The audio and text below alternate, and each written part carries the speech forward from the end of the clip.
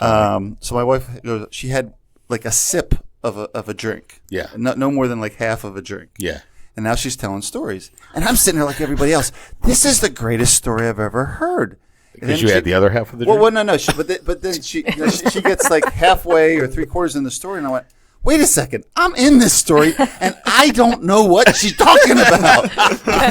Because everything has been increased, enhanced. Embellished is what we like to say. Yeah, that's a very nice way of embellishing saying the it. truth. That's what she's like. Yes. Elaborating her side. Yes. She's building it up to make it more interesting. Yes. I literally had to drag her. I literally had to drag her away at some All point. 4 foot. I'm sorry, 5 foot. 5'2". 4'11". You see, he knew it. 5'2". He knew the truth.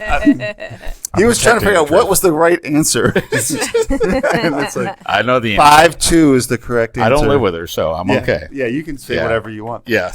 But